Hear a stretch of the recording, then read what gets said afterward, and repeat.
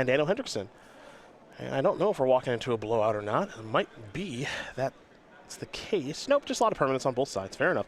For Peter Ingram, a Villian Click, 2 Celestial Colonnades, a Steam Vents, and a Plane. So colors of mana do not appear to be an issue. For Daniel Hendrickson, I see 2 Sakura Tribe Elders, a Relic of Progenitus, an Oath of Nissa, and a couple of lands and 2 forests and a mountain. Ingram plays a Desolate Lighthouse. He's going to come across in the air with Vendilion, but great card in this matchup. Yes. Unfortunately for Peter, he actually has a copy of Emrakul in his hand right now.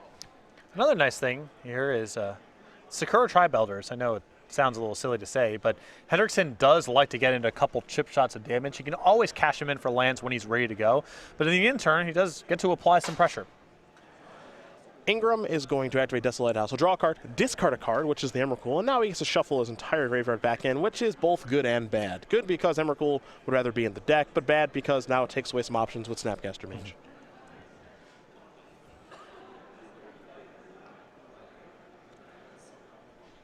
And then again, one of the things there was that Relic of Progenitus being out there was already making Snapcaster Mage pretty bad. So Ingram found a good opportunity to discard. Also, Ingram's hand just doesn't look great, No. so gotta just start drawing cards and smoothing the hand out a little bit. That's the priority. Hendrickson will draw. Here's an attack for 1. You talked about those chip shots. He's getting them in. There's P and Kieran. That's going to resolve. 2 Thopters on the way. Let's go back over to Peter Ingram.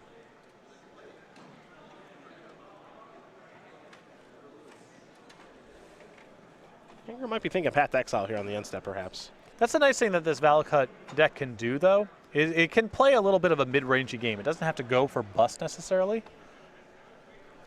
Yeah, there's good and bad about that, right? There's some trade-off. You know, you could certainly reason with yourself to say, I'm going to cut the Ps, I'm going to cut the Oracles, and we'll die. I play some Prismatic Omens in here or something. But by playing these 4-mana spells, which are good cards, of course, you know, your deck takes a different direction. Yeah, well, you know, Ingram, the pressure he's in right now is he's got to win at both stages of the game.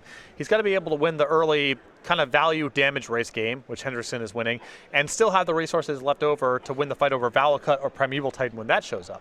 So cards like P. Kier Nalar, you know, it's a lot for Ingram to answer. It's a lot of resources, or he's taking a lot of damage, and will either run out of resources to contend with the big spells in the deck, or the game will slow down. Valakut will become a factor, and Ingram will have already taken a lot of damage. Well, looks like Hendrickson has quite a few Valakuts in hand, at least 1, maybe 2. Time for beatdowns. I mean, Vendilion Click is better served on defense here, so it's going to jump in front of Sakura Tribe Elder. I love this play. No damage on the stack anymore. Nope, that's long gone. So, would you like to sacrifice before damage, or do we just let damage resolve and you don't get the land out of the Tribe Elder? Decisions here for Daniel Hendrickson. With a bunch of lands in hand, I suspect the trade is better, but looks like Hendrickson may be thinking different of it. I think he wants that land. I think he wants more mountains. Again, he's got a lot of Valakuts in hand right now. His draw is lined up a little bit awkward. That's one of the things about this deck too, right? Where, you know, we think of traditional Escape Shift decks, maybe have 2 Valakuts. So the times you draw them are kind of few and far between. This one's actually going to draw Valakut quite a bit, which isn't necessarily a bad thing. Well, it's not necessarily that bad for this deck because this deck's kind of looking to, in some games and in some matchups, get in some damage, the game bogs down, and then Valakut is your backup plan. When we saw Hendrickson play against Jund earlier, that was definitely what was happening. Some fireworks happened early on in the game, some stuff traded, but then Hendrickson was left over with Valakuts, and all of his draw steps were super live because it's either a threat card or a land or a way to get a land. Here comes Vendilion Click.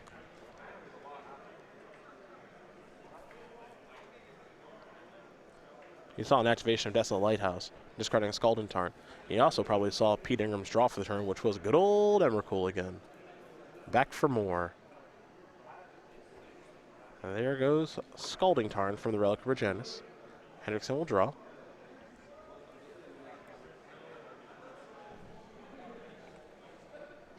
Thopters are coming in. Looks like Ingram falling down to 12. A mountain. And now Pete Gonna activate. Keep in mind, with the Relic in play on Hendrickson's side, if Ingram goes to discard Emrakul and trigger it to shuffle back in, Hendrickson has an opportunity to exile it, and then Ingram loses that dimension for the remainder of the game. So it's no longer trivial for Ingram to just discard the Emrakul if that's the worst card in his hand. What I find kind of compelling about that in this stage of the game is, do we have time for Nahiri nonsense this game? And can Ingram ever afford to tap 4 lands for that kind of threat? Exactly. I think he might be best served to just let Emrakul go. I mean, it's difficult because that's one of the game plans of this deck, but how long can you hold on to that for? Because you're not really able to get that Relic off the battlefield. Yep. So it's just going to consistently warp your decisions. There's Emrakul. Gone for good. Well, that answers that question. Yep. There's Path to Exile. That stings. Why is that? Having to path a Thopter. Maybe. Here comes the Although- beatdown. So yeah, I think he might be fresh out. Yeah, it looks like it. No, excuse me, he is out of mountains and forests. Doesn't sing that bad.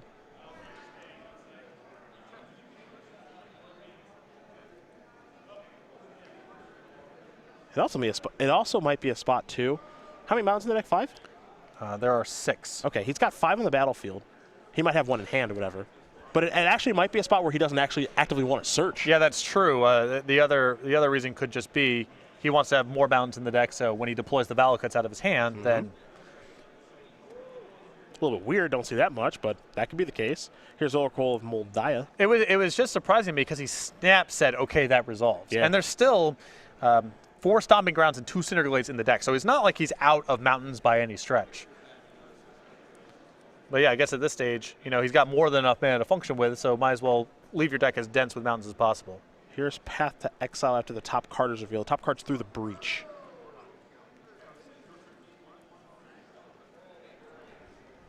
And now that's the Lighthouse activation.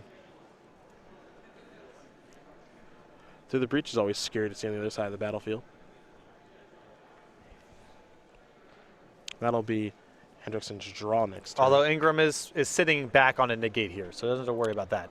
I do not know if he has an answer in hand to Primeval Titan.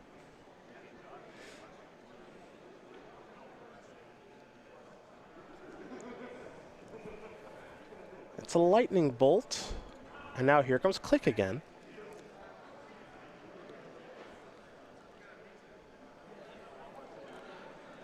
Now Ingram's sort of the one winning the damage race game. And if he's got counters for the big plays, then Hendrickson kind of needs to pivot and become a Valakut control deck and manage it that way. And that's very hard to do against Celestial Colonnade because it's 4 toughness and isn't around on your turn. I think Ingram's crafted a pretty good game here.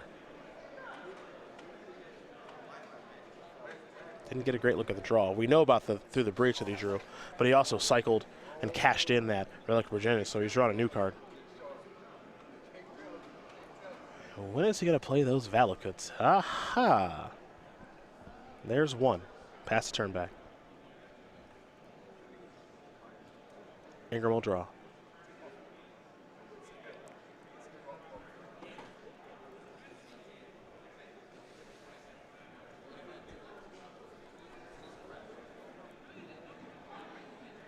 Decisions. At least a spell and negate in hand, so doesn't have to worry about the Through the Breach. Here's an attack for 3.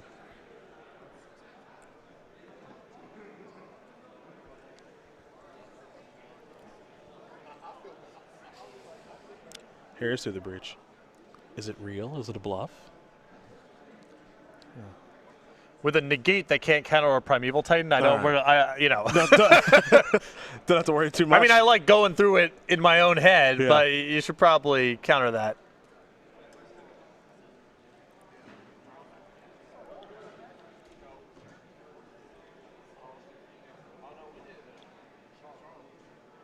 Hendrickson does have at least 1 green card in hand. It's a Secure Tri-Belter. That was a draw for the turn. And I believe that may be that card specifically may be the reason to leave the mountain in the deck, because that can only find basic lands. Yep.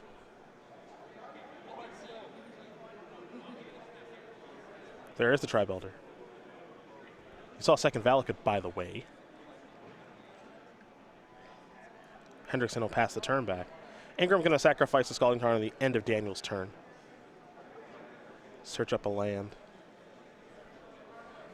I think the same thing, I guess, applies to Search for Tomorrow and Farseek, too. You need to leave one mountain in the deck at least, so when your Valakuts are lined up, you have something to go find.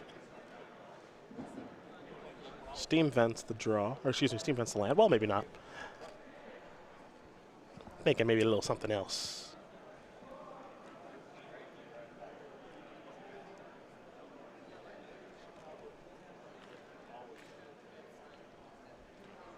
Desolate Lighthouse activation. Ingram would really like to find a bolt to finish this thing off. Colonnade, not so much. He'll let that go.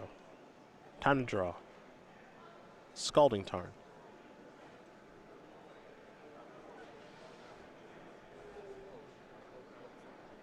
Is Pete comfortable enough activating Colonnade in this spot?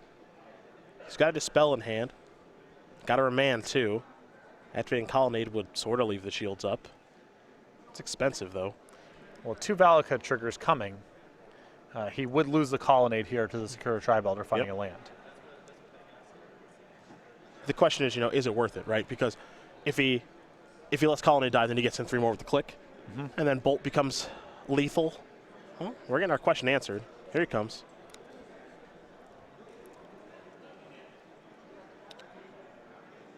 Hendrickson very smart to leave that mountain in the deck when he could have searched for it with Path. Yeah, I didn't quite get it all the way there the first time around, but seeing this now makes a lot of sense.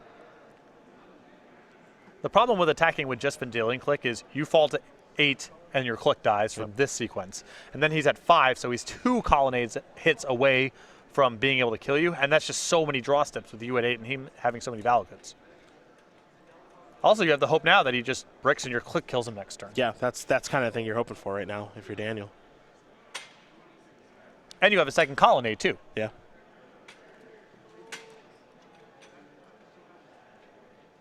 Valakut. Titan with authority. I think we're about to see a remand. Basic island there for Ingram. There is remand.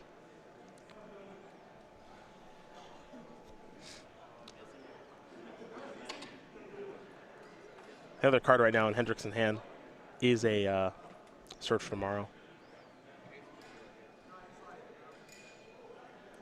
Ingram just weighing the options here. I think it is appropriate just to fire up the Colonnade, come in with both the Flyers. That's going to do it. Pete Ingram's going to win game number 2 here over Daniel Hendrickson. Just got control, created Valakut, getting ready for game number 3. And, that sort of demonstrates the concern I have about, from Hendrickson's side in this matchup is Through the Breach got hit with a negate. His Primeval Titan got hit with a remand. And Ingram's deck has enough pressure with Vendilion Click and Colonnade type of cards to hopefully prevent the game from getting to a stage where Valakut plus land drops is a route for Hendrickson to win the game. Well, we can take a look at the sideboards here between both players, and we are going to start with Daniel Hendrickson and seeing as how he'll be on the play for game 3. So we take a look at 3 Obstinate Balos, 3 Spell Skies, 3 Anger of the Gods, 2 Graph Digger's Cage, a Reclamation Sage, a Relic, which we know is in the deck, and then 2 Crumble to Dust. I'm not sure if I would mess around with anything here outside of 1 copy of Relic of Progenitus. Yeah. Rest of this is just for other matchups. I mean, if you want to play the mid-range value kind of game, there's an argument for Obstinate Baloth, and it's a lot of life. It can't be bolted. I think that card's pretty anemic here, but I can understand wanting to bring it in. For Pete Ingram, 2 Ancestral Vision, 2 Crumble to Dust, 2 Negate, 2 Anger of the Gods. A lot of 1-ups here. Vendilion Click, Dispel, Timely Reinforcements, Celestial Purge, Engineer Explosives, Wear Tear, Stony Silence. Couple, not that many cards, but the cards that he has, I think, are really good. Dispel, Vendilion Click, 2 copies of Negate, and 2 copies of Crumble to Dust. Crumble to Dust warps this matchup quite a bit. You saw Hendrickson sitting there with multiple Valakuts in his hand that he refused to play earlier on in the game because of Crumble to Dust, which is not a card he interacts with very easily. So the counter spells, the Vendilion Clicks, and the Crumble to Dust help Ingram a lot in this matchup. Gives you an idea what both players are working with here for game number 3. Winner of this match going to play against good old Andrew Jessup. Remember, teammetagameGurus.com into the finals. Could be his teammate there in Jeskai control player Pete Ingram, maybe Daniel Hendrickson. Either way, all the kind of different decks we've seen here this weekend certainly going to influence Modern Weekend next weekend. Grand Prix Los Angeles being hosted by Channel Fireball. Grand Prix Charlotte being hosted by StarCityGames.com. You can learn more about the latter right now. On May 20th through the 22nd, make plans to be part of Modern Weekend and Magic the Gathering history when StarCityGames.com proudly presents Grand Prix Charlotte. Register for the Modern Format main event to compete for thousands of dollars in prizes and receive an exclusive playmat featuring Jace as he pores over the pages of Tomio's journal. Select the 3-day Infinite Challenge package to compete in all challenge events for one low price, while also walking away with the exclusive Jace playmat. Add a premium rewards package and take home a collectible pin, deck box, 80-count pack of sleeves, and playmat, all featuring the iconic Noble HIERARCH. Play in select side events for even more chances to win additional Noble HIERARCH pins, deck boxes, sleeves, and playmats all weekend long. And don't forget to come say hello to Grand Prix Charlotte's many special guests, including cosplayer Christine Sprinkle and an artist alley full of fan favorites, headlined by guest of honor Rob Alexander. Be part of Modern Weekend and Magic the Gathering history. Register for Grand Prix Charlotte today. May 20th and the 22nd. Modern Weekend taking place. Grand Prix Los Angeles hosted by Channel Fireball and Grand Prix Charlotte hosted by StarCityGames.com. Hope to see you at one of those events. I would say both, but that's impossible. That's impossible. Not impossible. Show up Saturday at one and fly out to the Super Series of the other. How sweet would it be if like you made day 2 of one and you're just like, I want to play day 2 at the other location, and it's flew to the other one? I think that's illegal. That is, well, it's not even not close to legal. Not illegal. I think it's against the policies of the DCI, stands for Duelist Convocation International. Yeah. It's very possible, though. Yeah, it's, I mean, you can travel around the country in a day, so if that's your thing, I guess. Just make day 2 at GP Charlotte 8-1, and just I'm going to LA. 8-1. Listen to you. Come off your PTQ win. now you're acting like you win 1 PTQ. 8-1. That's right. That's right. You win. Look, man, I'm on a heater right now. Scorching. 8-1. Post PTQ matches. I'll take the under on that line. Oh, hello. All right. That could be a big mistake. If it was legal to gamble on the outcomes of Magic tournaments, which I think it is. Which it's not. Yeah. But if it were, under the rules of bylines of the Duelist Convocation International, it is not. I'll take the over on 8-1. Nah, I would never do that. I've never gone undefeated on day 1 of a Grand Prix, and I've played in so many. I think I've done it, once. It's actually the dream of mine. I don't even care about winning one. I just want to see what it's like to be undefeated after day 1. You leave feeling like if I don't top 8, this is going to be the most embarrassing tournament of my entire life. That's fine. Sign me up. I want to know what that's like. I always 7-2 day 1, sometimes 8-1. Never 9-0. Maybe Charlotte's my time. Maybe. Get the Slivers deck out. Talk to Adam Bowman. That's what I'm going to do. I don't know. This Jeskai deck looks really good. Actually, so does this Valakut deck. I like the Jeskai deck a lot. Yeah. If I was in the market to play a deck that wasn't trying to kill on turn 3 or turn 4, I would probably go to something like this. Nahiri's legit. Yes. That's what I learned this weekend. Learned a lot this weekend. I was on companies a lot more beatable than I thought. Also, what Nahiri does for this deck, on top of a lot of other things, is helps with winning the games in time. No, yeah, that matters a lot. Jeskai Control's had huge problems with, when you're trying to win with colonnade hits and bolts being flashed back. It can take a long time. Nahiri gives you a very easy path to win the game fast. That's a big help for control decks, too. We're underway. Game number 3, a mountain. Here from Hendrickson.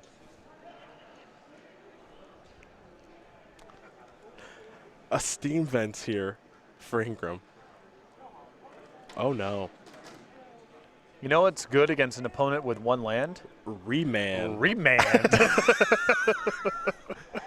Here's a Flooded Strand. And then Snapcaster Mage on Remand. Remand is one of your favorite cards. It is such a horror show of a design. It's just this is everything. This card summarizes everything that was powerful in Magic until about 2010. Yep. Why is this card baffling? low-level players cannot understand.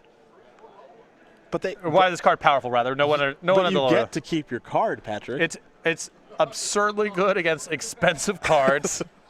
Like counter spells aren't really good enough, right? You don't even lose your card. You get to cast it again. When someone gets memory lapsed, for example, That's the worst feeling. You can feel that that's bad. When you get remanded, you don't necessarily understand the enormity of the situation and how bad it is for you. Daniel cast the Farseek and immediately picked up his deck. Might want to put that down. Yeah. Or you're going to be picking up something. Yeah, you might, it's going to be your Farseek. you might pick up the Farseek. You're not picking up your deck this turn. Because Peter Ingram's thinking about casting Remand. Remand. Basic Island. No white mana yet here for Pete.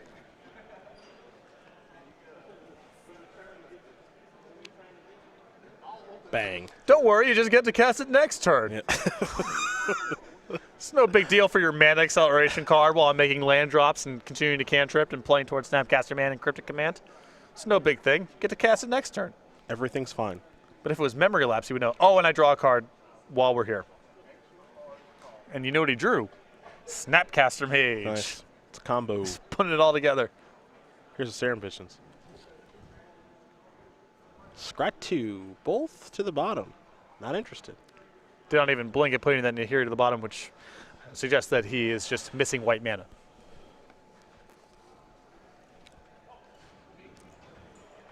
Another Serum Visions. Draw a card. Drew Visions. Top 2 cards. Nahiri on the bottom, Remand on the top. That's correct. You're a big Remand fan. I like this. I think on Sulfur Falls, yep. Yeah, if 2 is good, 3 has got to be better. Third Serum Visions. Nobody left on top. Manaleek. Yeah. This is really good after you remand a land-screwed opponent 4 turns in a row. Noted. Noted. You're teaching everyone at home quite a bit. Yep. Card drawing is good with other card drawing, and counter spells are good with other counter spells, and they're both really good together. This is what Magic was for the first 15 years of its existence. Yeah, Something like this happening. Things have changed a little. Yeah. Hopefully things change here for Daniel Hendrickson. He's got to get some lands on the battlefield. It says a lot about how good Magic's game engine is, that Magic was still fun even when the games were just some variation of us remanding each other the whole game. Yeah, Magic was great then. Yeah, it's still awesome. Yeah. Got to get a Cinderglade past the turn back. Manaleek, the draw. Uh-oh. I think we might be seeing Nahiri in a moment. Oh, boy. All right, so Hendrickson gets to resolve one more spell. That's better than I thought it was going to be. I thought it was going to be 0. He gets 1. It's like, Joe Lissette made like a tweet. I think it was last week before that. And he's just like, I think Nahiri might be the best card in Shadows over Innistrad. And he was speaking more towards larger formats. He wasn't talking about standard. I was like, I don't know, that's pretty bold there, Joe. Just going to put that out there. And then, I don't know, this weekend, I just feel like this card's awesome. Yes. I feel like it's really good. One of the things that's going on in Daniel's hand right now, by the way, is he has a Valakut that he just refuses to play. Same thing happening in game 2. He's too worried about Crumble to Dust. Yeah. Which, I mean, yes, I appreciate that, but, you know, if Ingram taps out, at least it means you're not getting remanded. Like this card's been billion click, yeah. Gonna play an island, pass the turn back. I just don't know if you can play around Crumble to Dust right now. That's the thing. Yep. He's already so far behind. I mean, Ingram could destroy you right now by crumbling to dust or Cinderglade. So yeah, that's true. That's a lightning bolt on Secure Tri-Builder. Ingram giving a little card advantage back. It looks like Henderson's going to sacrifice that. I guess Emrakul gets it all the way back, so it's not a, not a huge deal either way. Depends on what you mean by card advantage exactly.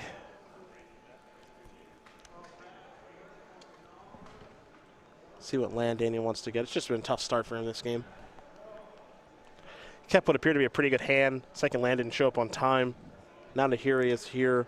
That means Emrakul's looming. Just add such a different. Do you remember how Jeskai decks had to win before? It's just so slow. So bad.